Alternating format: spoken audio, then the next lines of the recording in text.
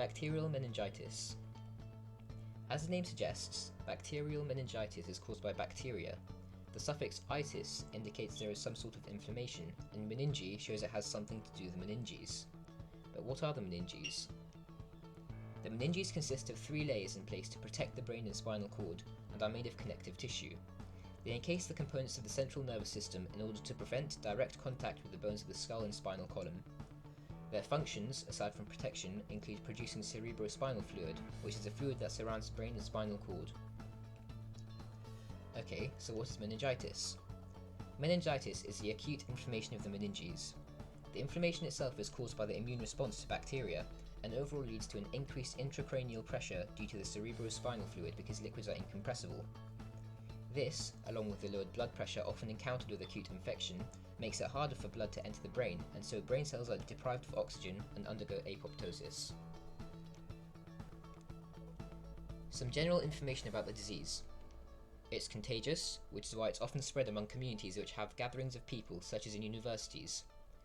It's spread by droplets, so sneezing, saliva exchange, and sharing utensils all can lead to someone picking up the pathogens. Meningitis is a serious illness and can be fatal. Bacterial meningitis is the second most common form of meningitis, the most common form being viral meningitis, although you can also get fungal meningitis and meningitis caused by other organisms. It can lead to sepsis, which is where the immune system turns on itself, leading to many problems. And finally, some people can be carriers where they carry the pathogens but don't actually exhibit any symptoms themselves. Bacterial meningitis can be caused by a multitude of different bacteria, including Haemophilus influenzae, type B, Streptococcus pneumoniae, Neisseria meningitidis, and group B streptococci. So the symptoms of this disease can vary, but some of the more popular ones are headaches, due to increased intracranial pressure, phonophobia, where the person feels uncomfortable in the presence of loud sounds, photophobia, where the patient is sensitive to light, confusion, stiff neck, high fever, and a non-blanching rash, which is where the rash does not disappear under pressure. The rash is most commonly only a symptom of meningococcal meningitis and is caused by the blood vessels leaking due to toxins released by the bacteria, damaging the vessels. You are at a higher risk of bacterial meningitis if you have skull fractures or anatomical defects, or spend time with communities of people such as in universities. People with weakened immune systems are also more susceptible to the disease, as well as people living in particular locations such as sub-Saharan Africa, where certain strains of the bacteria are more prevalent. Recurrent bacterial meningitis is also possible, but quite rare. Frontline treatment for the disease includes cephalosporins, which are broad-spectrum antibiotics, and corticosteroids may be given to reduce the immune system's response.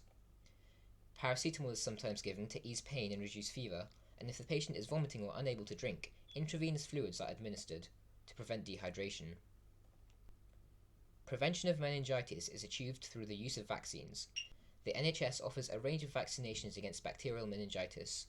The 6-in-1 vaccine given to infants prevents infection from Hib and is given on 3 separate occasions.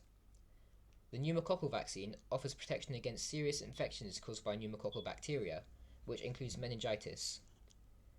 This vaccine is administered twice to young children. The MenACWY vaccine is effective against particular strains of bacterial meningitis and is recommended to be taken by 6th formers and teenagers going to university. Lastly, the MenB vaccine offers protection against meningococcal group B bacteria, which are responsible for over 90% of meningococcal infections in young children. It's offered alongside other routine vaccinations at 8 weeks, 16 weeks, and 1 year of age, and is a single injection. Thank you for listening.